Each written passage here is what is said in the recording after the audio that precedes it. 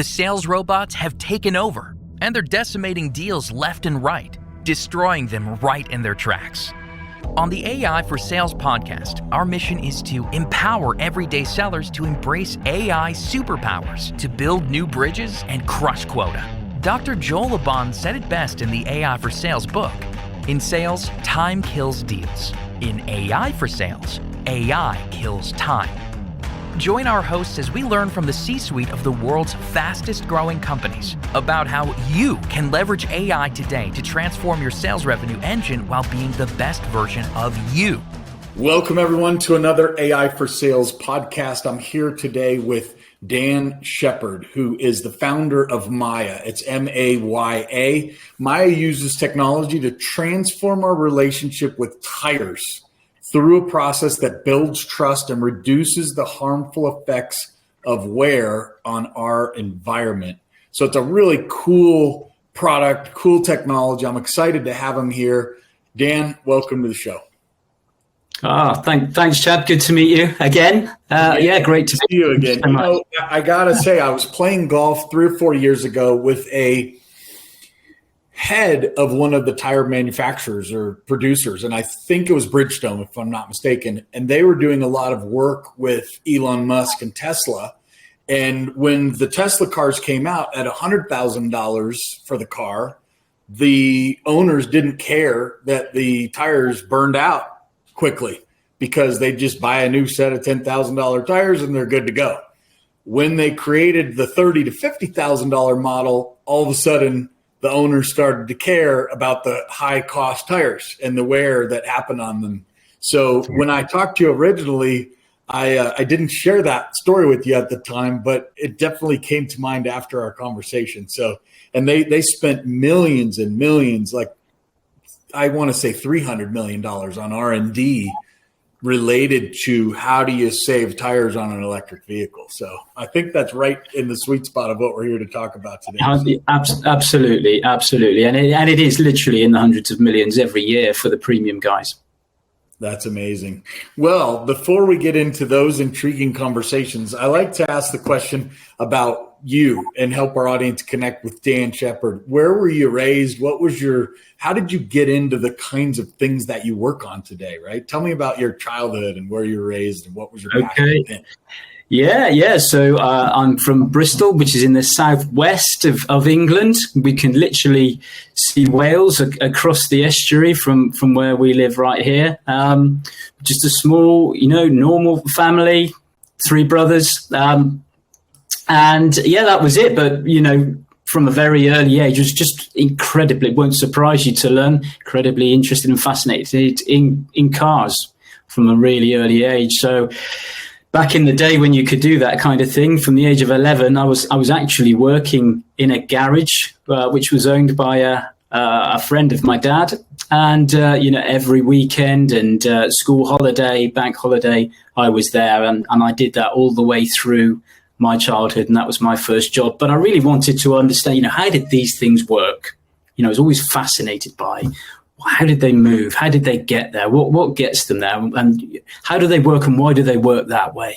So, but other than that, a pretty standard childhood growing up, but just with this huge fascination in cars. I love it. My dad worked in a place like that, in a garage, and he could name, hey, that's a 1957 Chevy, and he knows every single make and model for many, many years in a row. Absolutely. I don't know if he could do that today, but certainly. Well, that's a really good point. I'm sure we'll follow up on that in a minute, but you're absolutely right. There wasn't a make, model, or car on our roads at 11 that I couldn't tell you what it was. Oh, that's really cool. Well, so we're here to talk about AI, automation, and we love to share kind of the stories of what we're seeing out there in the world. Mm-hmm. And so I have not had a lot of people from across the pond calling in from England. So you may have a different set of eyes and ears of what you're seeing out there. And I'd love to share. But if we go to the 30,000 foot view and think about what are you most excited about personally that you think AI can really have an impact on, right? Whether it's cars and tires or anything completely different than that. Yeah, I think if we're going to go that high up, I think automating and reducing process, just reducing that amount of time. When we talked about research and development earlier on, and particularly in the world of tires, which is such a dirty product, compared to the vehicles that they're fitted to nowadays, I think AI could really help us transform those processes and bring them right down so that we can get to those environmentally better products far quicker. Yeah, speed to market, more safety, right, becomes a big safety, of the work. Longevity of the product, reduced materials, better awareness for the consumers. And not just in terms of the product itself, but how do we support drivers of electric vehicles and every other vehicle in the future to make sure that they're making the right decisions at the right time to optimize those products and keep that performance as high as it can be. It makes me think of Crocs, the shoe. And early on, their model was to build these shoes, and I bought one of the original pair, and they lasted for a long time. Too long for a brand. And so over time, I noticed that the second pair that I bought only lasted maybe a season or two. And it was curious because what are we optimizing for? Profit, mileage, safety.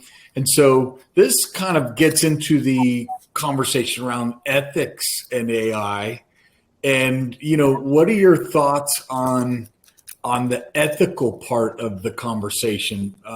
It's a commercial business. They can optimize for whatever it is they want, right? Like an Apple phone, the software starts to go bad after a year or two, and you got to buy the next one. Talk to me a little bit about that, if you would. Well, I think it's a really interesting question, Chad, and you're absolutely right. Depending on the type of vehicle, so we have a high performance Porsche, let's say, for example. Now, those tires are not going to last anything more than 3,000 or 4,000 miles for a reason, because they have to deliver the grip and the performance of that power to weight of that high performance car. So they wear out really quickly. Now, that's having an awful effect on the environment, right? Whereas we've got other products that are optimized for your Tesla, for example, which should deliver all of that safety and performance and grip, but for longer, because we're trying to reduce the impact on charging and on wear on the environment. So it's an interesting question. And I guess the question is, through AI and the benefits that can bring, are we still able to deliver those characteristics for those products, but in a way that better suits the environment? That would be the question I would have. Can we still make a product that wears out really quickly and delivers all that grip and is commercially viable? But can we do it in an environmentally friendly way? Yes, I love it. I went to an event one time and there was 150 coaches, and there was a really powerful coach from England, funny enough, named Rich Litvin. And when he described this of, hey, we need to do X, Y, and Z, comma, with the caveat of, and without getting into trouble and without hurting the environment, right? So I think adding that rider is what he called it. The rider is important to have on that, on that last part of the equation. Yeah. Well, this is an awesome conversation. Tell us more about Maya. So specifically, how does the solution work with these tire manufacturers, or who uses it and how? Yeah, so the tire industry is an incredibly inconsistent environment. When we think of, you've probably bought tires, many sets of them, I would imagine, and through your own experience, you've probably found that if you go to 3 or 4 or 5 different retailers or sources of tire retail and ask for advice, you're going to get 3, 4 or 5 different versions as to what's best for you. And the challenge is that we talked about it just now. Vehicle product ranges are so big and so complex now, and we've got EVs and we've got hybrids and everything in between. And tires are built specifically for those vehicles more and more these days. So the range and possibility of fitment of tires for vehicles is enormous. And the challenge with the industry is that it expects us, the driver or the customer, to be a complete expert. And we have to choose and make the decision as to what's best for our product. So it's an incredibly confusing and often quite an intimidating experience to buy tyres. So what we're doing at Meyer is we're taking all of this inconsistent data from the industry, because it is inconsistent, and we're using technology to bring all that together and correlate that information and give it real and true and proper meaning for the end customer. So what Meyer does is a kind of an intelligence that sits behind a tyre recommendation or a purchase experience, whether that be in the dealership, face-to-face with a service advisor, whether that be over the telephone, through an e-commerce experience, or maybe even through the vehicle manufacturer's own app.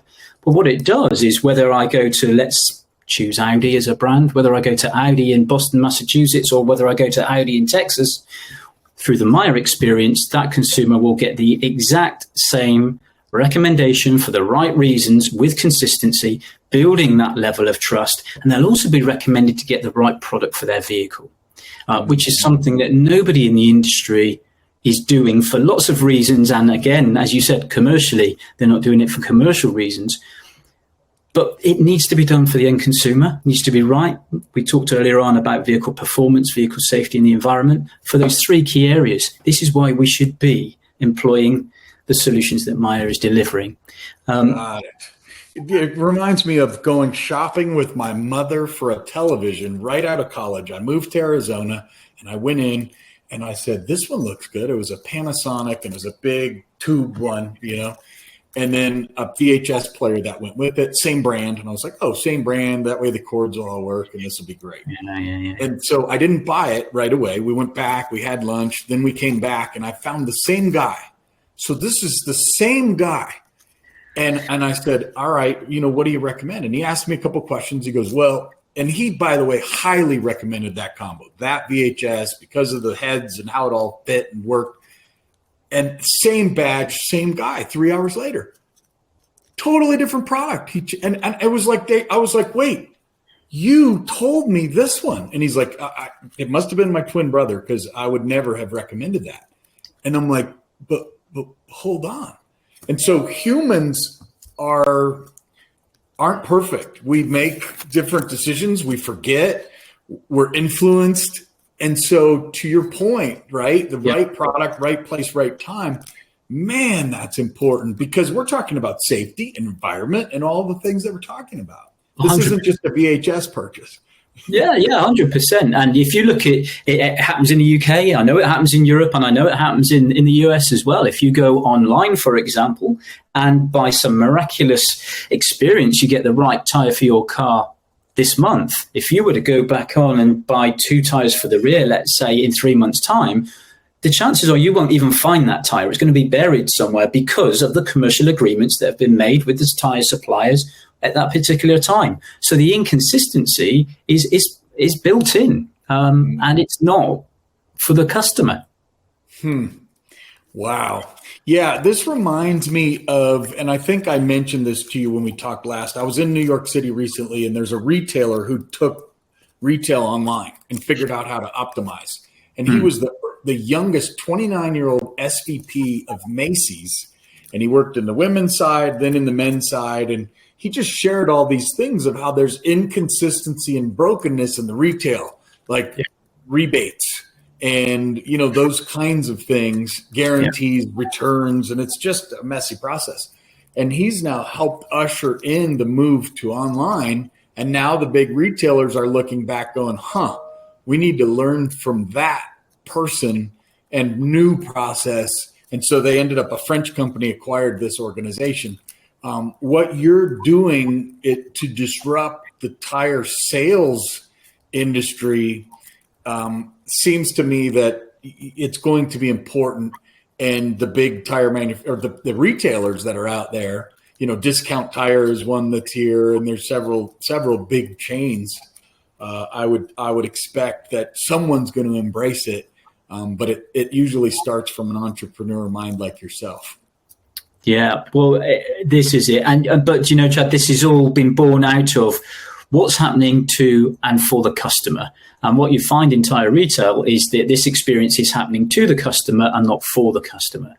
And in terms of where is this being embraced, well, it is the vehicle manufacturers and the tire manufacturers, because they, these processes, these fitments, these tire fitments are made 3 or 4 years before a car or a vehicle is ever released, because they're matching those components together and building the products together so that they're the optimum fit. And of course, what happens then is when the car leaves the showroom and goes out into the environment, it's a free-for-all. Anything can be fitted to that vehicle. So the tire manufacturers want to maintain their original equipment position as best as possible.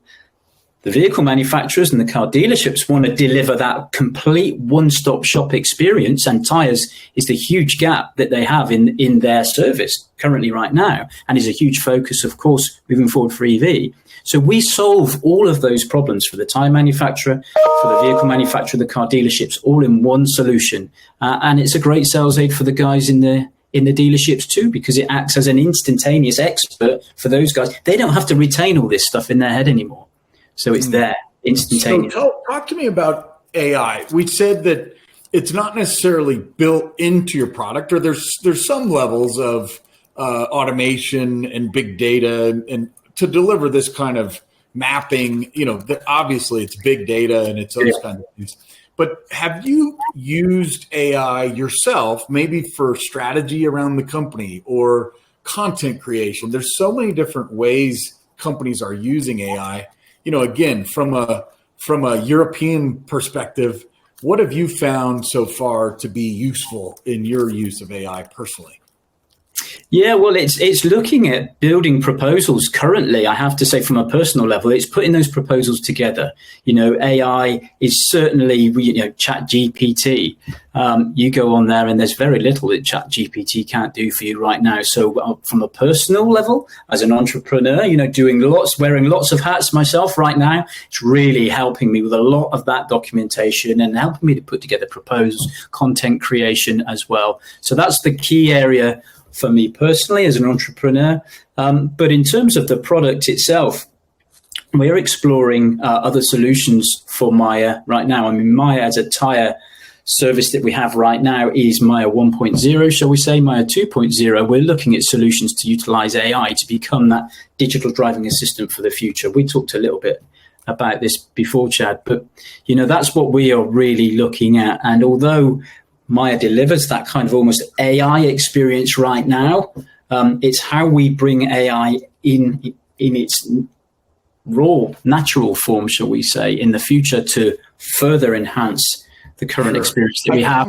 See the feedback from the consumers, the feedback from the tire store. Like, there's a lot of big data and AI that could sit on top of all the data that you would be collecting over the years. Absolutely. And we talked about correlating that data earlier on. The amount of data that's available to us now to support the drivers make the right decisions, in real time is incredible. I'll share a little bit with you maybe next time. But for right now, we've got some interesting projects going on that we're looking at. Very cool. So we talked about use of AI in the proposal generation. I just had a founder of a company called Sembly.ai that captures your call recording, puts it into text, and he said that's the commodity these days. What do you do with that information? So then they can send a note that says, hey, these are the 3 tasks that you promised in that meeting. So that's a neat value add. Where he said they're going with their 2.0 and maybe 3.0. They're a pretty advanced company, is to take the conversation and then be able to customize the entire PowerPoint presentation, right? If you've got a series of 24 slides, how do we take the conversation and add some bullets to be customer centric? And it's going to automate that. And so where he sees the vision of the future is you just get an email or a pop-up on your screen and, hey, I built your proposal for you. How's this look? Do you want to make any edits? Click here to send to the customer. Yeah. And I mean, one of and again, the biggest, when it comes to tires, one of the biggest areas of opportunity is, and the biggest challenges for tire retail right now is, how do we know, particularly in the car dealer space, how do we know when best to optimize those communications to the customer? Now, you may have 2 customers with exactly the same vehicle, exactly the same tires, driving in very similar ways, but in 2 different parts of the country, right? So the tire wear is going to be affected just because of that change in geography. Or you may have two customers, same car, same tires, in the same district, but they wear differently. So how can we then use AI to personalize those communications to those customers, to those vehicles, and accurately start to predict when do we need to call these people in for a tire? Well, right now, my oil change says November 30th. And yet I'm over the count of miles. So, those months and miles don't correlate. Similarly, if I'm driving four-wheel up in Colorado mountains versus, going flat across the country, or if I'm a delivery driver for Amazon, all of those things play a different role on the tire. So. Absolutely. Very neat to think through all of this. The other thing that I heard that's neat is same person, the assembly guy. He said, think of the movie Oppenheimer that just came out, right? And like people like Steve Jobs, people that came up with these massively huge inventions in our lifetimes and before. And his view of AI is that it will empower normal human beings to become the next Oppenheimer / I don't know if I'd want to become Oppenheimer, to be honest with you, but you follow my point. But, Steve Jobs or the people who change history. And that's an exciting, with the advent of AI and that now it's attainable for all of us is really a leveler of creativity. Absolutely. I mean, listen, at the end of the day, I think, we still need to have creativity ideas. And they'll be based on human experiences. And I think what AI will do is just help us to realize those strategies and those solutions far quicker. That's right. Well, Dan, I've really enjoyed the conversation. Last question that I would pose to you before we go is the question I always love to ask. And that is the elephant in the room where people say, is this going to be bad for jobs? Is it a job killer? Or will there be net new jobs? In your world, from what you're seeing in your vantage point, do you think AI adds jobs, decreases jobs? What's the overall impact to jobs? I don't think it's going to take any jobs away. In fact, in my field, it's going to increase the level of customer service that our customers get. And what we're looking to do and what we are doing is we are giving more time back to people to have people-to-people relationships. That's what we're doing. It's going to add jobs because I think the technology and the opportunities will just increase over time. And as I say, I think what it will do is it's going to be an enormous help and not a hindrance to us as people. As long as we embrace it and we use it to enhance our offering, I can't see that it's going to take jobs away at all. I think it will create new ones. And that's what the analysts are saying, right?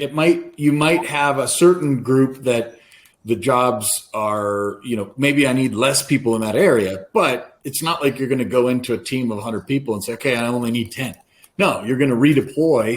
If it's, hey, we really only need 50 in that particular role. Okay, let's redeploy 50 to something different. Absolutely. Expand growth, product line enhancement. Like there's so many value adds.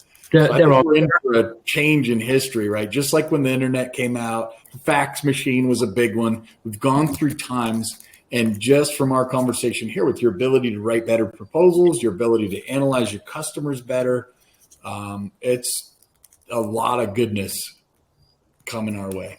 100% agree. 100% agree. All right, everyone. Thanks for joining another AI for Sales podcast. We've been talking to Dan Sheppard, the founder of Maya. It's the website, just so you are aware, is trustmaya.com. All right, everyone. Thanks again. And Dan, thanks for being here. Thank you. Thanks for inviting me. Thanks, Chad. Catch you on the next AI for Sales podcast. Hey, you made it this far in your AI for Sales journey. Want to augment your sales growth? First, leave us a review and then visit www.scalex.ai to claim your free strategy session today.